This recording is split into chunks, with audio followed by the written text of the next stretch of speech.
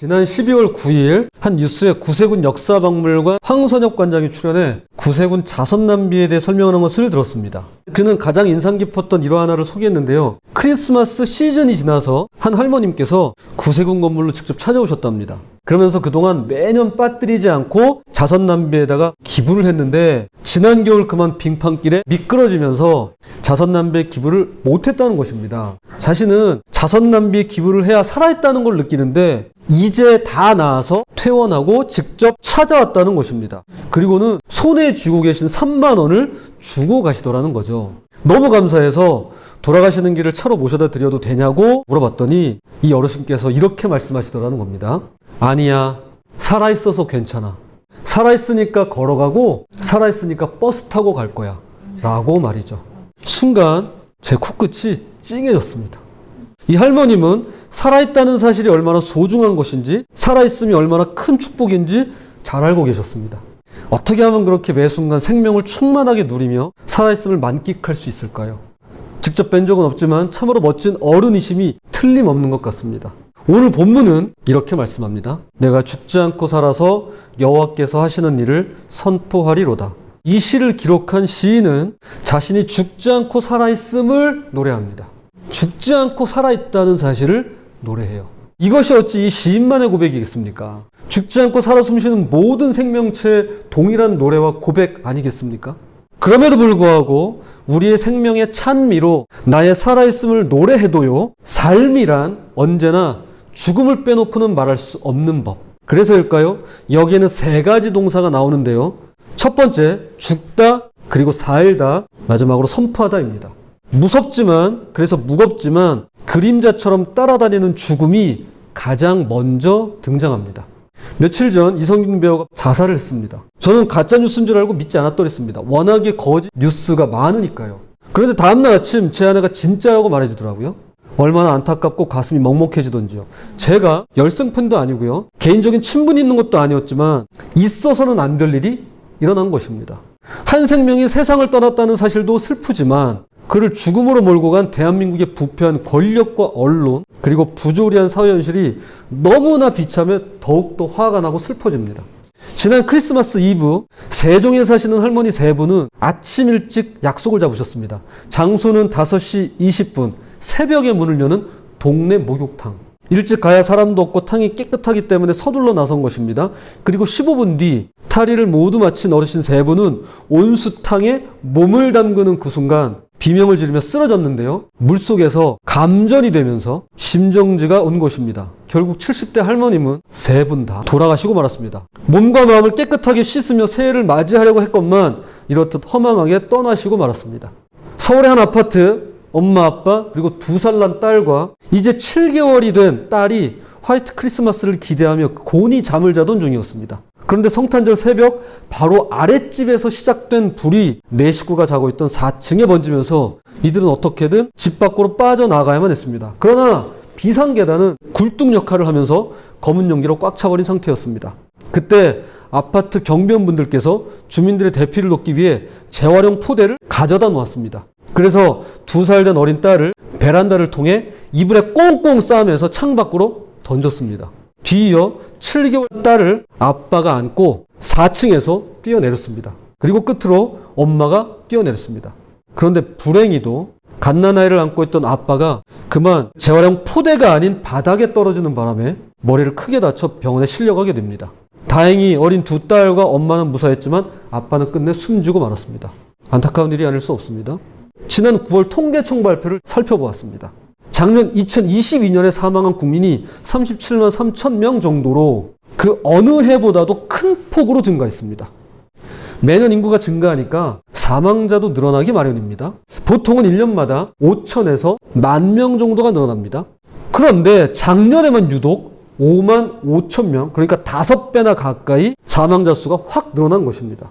출산율이 떨어지고 있기 때문에 인구 증가가 전체적으로 많지 않았음에도 불구하고 사망자가 크게 오른 것입니다. 역대 최대입니다. 이를 평균으로 하면 작년에 비해서 152명이 더 죽는 하루에 1022명이 죽고 있습니다. 이것을 1시간으로 환산하면 6명, 10분에 1명꼴로 대한민국 국민이 사망했습니다. 2020년 1월 시작된 코로나19로 인한 팬데믹 비상사태가 2022년 5월, 그러니까 3년 4개월 만에 공식적으로 해제됐습니다. 그리고는 실제 사망자 수를 확인했더니 초과 사망자가 많았는데요. 전 세계적으로 얼마가 죽었냐?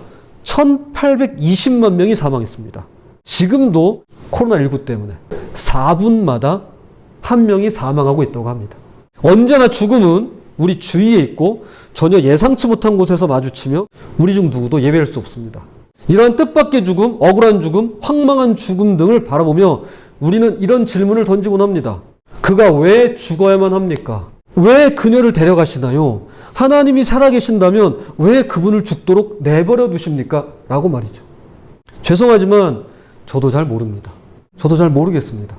왜 훌륭하신 분들은 단명하거나 최후가 비참한지, 왜 304명의 선량한 학생과 시민들이 바다에 수장되어야만 했는지, 왜 15개국 출신의 159명이 이태원 길거리 한복판에서 질식사를 당해야만 했는지, 왜 오송 지하차도에서 14분이 영원히 돌아오지 못했는지, 그리고 왜 수해복구를 위해 대민지원을 나선 해병대원이 허망하게 목숨을 잃어야만 했는지 저도 잘 모르겠습니다. 그들이 죽어야 될 특별한 이유요? 저는 없다고 생각합니다. 우리는 법적, 제도적, 심지어 과학적으로 죽음의 이유를 찾아낼 수 있을 것입니다. 물론 성경에는 근본적인 답도 나와 있습니다.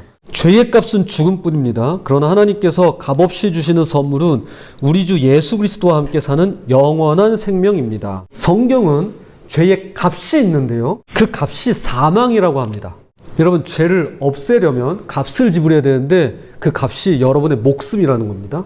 여러분의 생명이라는 거예요. 하지만 이것은 누구도 피해갈 수 없는 죄의 삭, 죄의 대가, 죄의 결과일 뿐 왜 선량하고 무고한 자들이 죽어야만 하는가에 대한 각각의 이유는 될 수 없습니다. 저에게도 그리고 누구에게도 정답 같은 건 없습니다. 심지어 예수님께서도 정답 같은 건 말씀해 주지 않으셨습니다. 또 실로암에서 망대가 무너져 치어 죽은 18사람이 예루살렘에 거한 다른 모든 사람보다 죄가 더 있는 줄 아느냐? 너희에게 이르노니 아니라 너희도 만일 회개하지 아니하면 다 이와 같이 망하리라. 예수님은 우리의 시선을 죽음의 이유가 아닌 삶의 이유로 옮기십니다. 즉, 왜 그들이 죽어야만 했는지가 아니라 왜 나는 아직도 살아있는가를 생각하라고 말씀하는 것입니다. 그 사람들이 왜 죽었는가가 아니라 왜 나는 살아있는가를 생각해 보라는 거예요. 이것이 바로 오늘 본문에서 시인이 고백하는 바입니다. 내가 죽지 않고 살아서. 우리는 그럴 수 있어요. 저 사람들이 왜 죽었지? 왜 죽어야만 했지? 하지만 주님께서 시선을 바꿔서 나를 보라는 거예요. 왜 나는 살아있지? 왜 나는 아직 죽지 않고 있는 거지? 그러므로 마음 한켠엔 여전히 죽음에 대한 의미는 모두 다 풀리지 않았음에도 불구하고 우리의 질문은 다음과 같이 바뀌어야 합니다. 왜 저들이 죽어야만 합니까? 왜 선한 이들이 죽어야만 하나요? 에서 왜 저는 아직도 살아있는 것입니까? 왜 나 같은 것을 살려두셨나요? 라고 말이죠. 지난 금요일 고등학교 졸업식 다녀왔습니다. 한 학생이 나와서 이렇게 말하더라고요. 이곳에 오기 전 저는 제가 겪은 모든 진실을 알아야만 한다고 생각했습니다. 하지만 오고 나서야 알았습니다. 사실 그럴 필요가 없다는 것을. 자, 중략하고요. 그렇게 저는 씩씩하고 굳건하고 정직하게 살아갈 수 있을 것 같습니다. 이 학생은요, 고등학교 3년간 인생의 커다란 진리 하나를 깨달은 것입니다. 모르는 걸 아는 것도 매우 중요한 일입니다. 이게 얼마나 기쁘고 감사한 일이에요. 그런데요, 오히려 이미 알고 있는 걸 하나씩 실천하는 것이야말로 더없이 소중하다라고 하는 만구의 진리를 이 학생은 깨달은 것입니다. 그러므로 왜 죽었는가에 대한 사회적, 법적, 과학적인 이유를 찾아 원인을 규명하고 정치적, 제도적으로 안전망을 만들어가는 작업은 반드시 필요하고 선행되어야만 하는 일입니다. 그런데 여기서 한 걸음 더 나아가야 하는 것은 죽음에 대한 의문 이상으로 삶에 대한 이유가 있기 때문인데요. 왜 나는 아직까지 살아있는가라는 질문이야말로 죽지 않고 살아있는 우리 각자가 마음속에 간직하고 날마다 풀어가야 할 숙제라 할 수 있는 것입니다. 우리의 숙제예요. 왜 나는 죽지 않고 살아있는가? 라는 것이 말이죠. 오늘 본문 시편 118편은 정확히 누가 썼는지 언제 쓰였는지 알 수 없는 시입니다. 많은 학자들은 바벨론 포로 이후에 포로 생활에서 귀환한 뒤 이스라엘을 향한 하나님의 은혜와 사랑과 회복을 노래하며 쓴 감사의 시라고 이야기합니다. 바벨론 침략 당시를 묘사한 말씀 중 하나를 찾아보겠습니다. 여호와여 보소서, 돌아보소서, 주께서 누구에게 이리 하셨는지요. 아낙네들이 배고파 그리도 애지중지하던 어린 것들 살덩이를 뜯어먹고 있습니다. 제사장들이 예언자들이 성전에서 살해당하고 있습니다. 젊은이건 늙은이건 모두 다 길거리에서 사륙당해 나동그라져 있습니다. 젊은 청년도 처녀도 모두 다 원수의 칼에 쓰러졌습니다. 주께서는 분노하시던 날 사정 볼 것도 없이 저들을 여지없이 쓰러뜨리셨습니다. 바벨론 군대에 포위당한 예루살렘에는 극심한 기근이 들어서 자녀를 잡아먹는 참상이 벌어집니다. 그래서 부모가 자식을 또는 자식이 부모를 그렇게 잡아먹었습니다. 또한 거리마다 성인 남녀와 어린아이 할 것 없이 시체가 나뒹굴었습니다. 그러나 가장 끔찍한 일은 식인이나 죽음 그 자체가 아니었습니다. 바로 하나님께서 그분의 백성을 버리셨다는 것이었습니다. 이스라엘은 하나님께 버림받았다고 생각했습니다. 실상은 본인들이 떠나고 하나님을 버렸지만 말이죠. 이런 처참한 광경을 보고 듣고 경험한 것도 모자라 하나님께 버림받았다고 하는 가장 끔찍한 일을 겪어야만 했던 이 시편 기자가 지금 이렇게 고백하며 노래하고 있는 것입니다. 여호와께서 나를 심히 경책하셨어도 죽음에는 넘기지 아니하셨도다. 수많은 죽음을 지켜보았지만 자신은 죽지 않았답니다. 호되게 벌을 받았지만 죽음에는 넘겨지지 않았다는 겁니다. 남들 다 죽어나갈 때 자신은 살아남아 다행이라는 말을 하는 것이 아닙니다. 영화 서울의 봄, 아니 대한민국 역사에서처럼 그 많은 장군들이 문 걸어 잠그고 나몰라라 하고 국방부 장관이란 자가 몰래 숨어 있다가 살아남아서는 안도의 숨을 내쉬는 것도 아닙니다. 아유 다행이야, 죽을 뻔했네, 이 얘기를 하는 게 아닙니다. 왜 저들은 죽어야만 했는지, 반대로 왜 나는 지금껏 살아있는지 전혀 알 길은 없지만 적어도 지금 여기서 나를 살아 숨쉬게 하고 나에게 새로운 날들을 허락하신 이상 내가 해야 할 일이 무엇인지 알겠다라고 고백하는 것입니다. 내게 의의 문들을 열지어다 내가 그리로 들어가서 여호와께 감사하리로다. 이는 여호와의 문이라 의인들이 그리로 들어가리로다. 이제 죽지 않고 살아남은 이 시인은 자신을 의인이라고 소개하지 않습니다. 걔네들은 죄인이라 죽은 거야, 나는 의인이라 사는 거야 라고 소개하지 않아요. 죽어간 자들은 악하고 살아남은 자신은 의롭다고 말하지 않습니다. 다만 자신을 위해서 의인들이 들어가는 의의 문을 열어줄 것을 요청합니다. 이제 죽지 않고 살아남은 이 시인은 의의 문으로 들어가 하나님께 감사함으로 자신이 걸어가야 할 의로운 길을 가겠노라고 다짐하고 있는 것입니다. 주님, 죄진 저놈들은 다 죽고요, 의로운 저는 살아남았네요. 이게 아니에요. 왜 죽었는지 모르겠어요. 왜 내가 살았는지 모르겠어요. 하지만 살아남은 이상 하나님께 요청하는 거예요. 하나님, 저에게 의의 문을 열어주세요. 제가 의인은 아니지만 의로운 문을 열어주시면 제가 그 길로 행하겠습니다. 내가 그 길로 걸어가겠습니다. 내가 그렇게 살겠습니다. 라고 다짐하는 것입니다.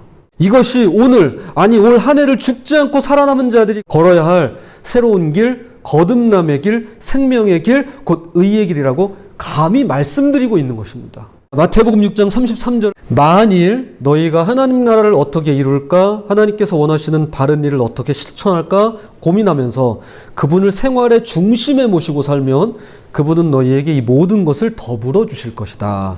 예수님은 우리에게 먼저 하나님의 나라와 그분의 의를 구하라고 말씀하십니다. 즉 그분을 생활 중심에 모시고 살아가라고 말씀하는 것입니다. 죽지 않고 살아남은 시인에게서 하나님을 생활 중심에 모시고 살고자 하는 의지가 느껴지는 이유가 바로 여기에 있는데요. 왜 선량한 자들과 무고한 시민과 존경받는 분들이 역사에서 희생당하고 죽어가야 했는지 우리는 그 이유를 다 알 수 없습니다. 다만 부족한 자들과 허물 많은 자들과 죄인인 우리 자신이 지금도 죽지 않고 여태 살아있는지 그 이유는 분명히 알고 있다는 것입니다. 바로 새 사람이 되어서 거듭나서 이 의의 길, 먼저 그 나라와 의를 구하는 의의 길을 가기 위함이며 하나님을 생활 중심에 모시고 살기 위함이며 그리고 무엇보다 그분의 일을 선포하기 위함이라고 고백하는 것입니다. 자, 이제 말씀의 결론을 맺겠습니다. 제가 가끔 유튜브로 CBS 새롭게 한 소설을 봅니다. 대장암으로 목사인 남편을 잃으시고 사기를 크게 당한 뒤에 자살 시도를 3차례나 했음에도 그때마다 하나님께서 기적같이 지키시고 살려주셔서 현재는 다시 목회자 아내로 건강하게 살고 계신 임금주 사모님의 간증을 들은 일이 있습니다. 이분이 본인이 태어났을 때 이야기를 해줬어요. 일남 6녀 중에 5째로 태어났는데요. 엄마가 맏며느리로서 아들을 못 낳는다고 시댁에서 그렇게 구박을 많이 받았답니다. 그렇게 딸 넷을 낳고 이제 5째인 자신을 임신해서 낳았는데 그때는 아들인지 딸인지 모르잖아요. 낳고 보니까 딸이더라는 거죠. 그 순간 엄마가 정신을 잃고 쓰러져 버린 겁니다. 옛날엔 집에서 나올 때니까요. 이걸 학교 가던 언니가 보고서 급히 옆집 아줌마를 불러서 엄마 좀 살려달라고 그렇게 했답니다. 이분이 일단 엄마를 살려야 하니까 이 아기를 옆에 있던 밀가루 포대에 돌돌 말아놓고 엄마를 응급처치해서 살렸답니다. 그리고는 이제 애가 죽었겠지 싶어서 이렇게 툭툭 건드렸대요. 그때 응애하고 우는데 살아있더라는 겁니다.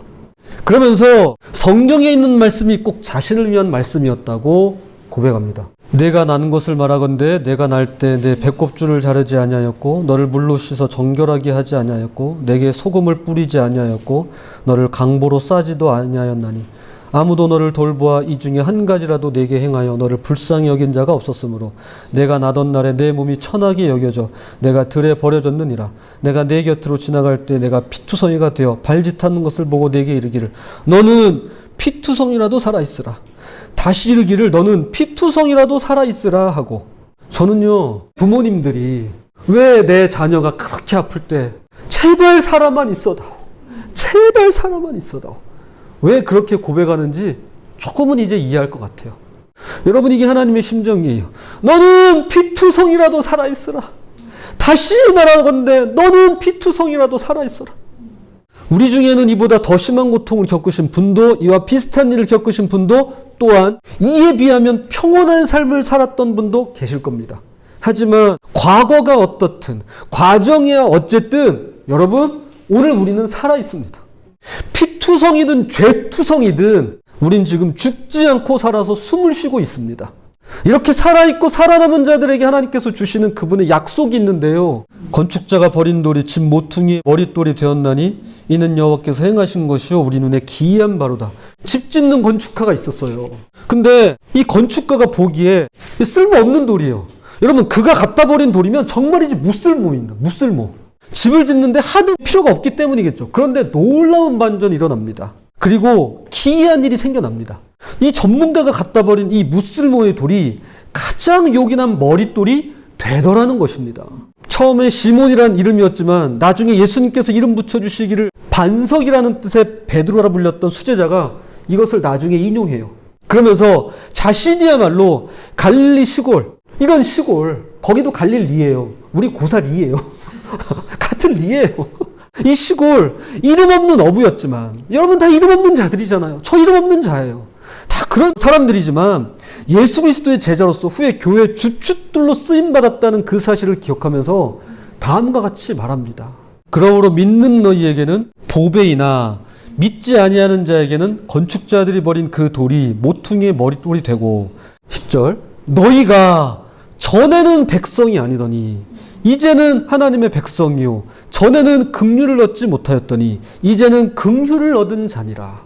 피투성이라도 살아있는 믿음의 사람들에게, 죄투성이라도 죽지 않고 살아서 새 사람의 길, 의의 길을 걷고자 하는 자들에게 이제는 너희가 긍휼을 얻었고 이제는 하나님의 백성이 되었다고 말씀해 주시는 것입니다. 그리고 베드로는 이보다 더 완벽한 설명이 필요 없는 존재론적으로 하나님의 자녀를 가리키는 가장 탁월한 말씀을 우리에게 전하는데요. 너희는 택하신 족속이요 왕 같은 제사장들이요 거룩한 나라요 그의 소유가 된 백성이니 이는 너희를 어두운 데서 불러내어 그의 기이한 빛에 들어가게 하신 이의 아름다운 덕을 선포하게 하려 하심이라. 죽지 않고 살아있는 우리는 그분의 택함 받은 민족입니다. 왕 같은 제사장이고요 거룩한 나라이며 하나님의 소유가 된 그분의 백성인 것입니다. 우리의 삶은 그분의 아름다운 역사를, 그분이 하시는 일을 선포하라고 주어진 것입니다. 다시 한번 말씀드릴게요. 왜 죽어야만 했는지, 왜 선한 분들이 일찌감치 그렇게 운명을 달리하셨는지는 모르겠어요. 그걸 설명하고자 그런 깜냥이 되질 못해요. 저도 잘 몰라요. 다만 제가 아는 것은, 성경이 말씀하는 바는, 예수님께서 우리에게 가르치시는 바는, 너는 왜 살아있는데, 너는 왜 죽지 않고 남아있는데, 바로 이것 때문이야 라고 말씀하고 있는 것입니다. 우리의 삶은 그분의 아름다운 역사를, 그분이 하신 일을 선포하고자 하는 것입니다. 오늘은 어제 죽어간 이들이 그토록 바라던 내일입니다. 그리고 내일은 올 한 해 생명을 잃은 이들이 그토록 염원하던 새날이자 2024년 새해입니다. 부디 죽지 않고 살아있는 가운데 언제나 하나님을 생활 중심에 모시고 의의 길을 걸어가시며 그분의 자녀로 하나님을 높여드리며 그분께만 영광을 돌리시는 2024년에 저와 여러분이 되시기를 주님의 이름으로 축복합니다.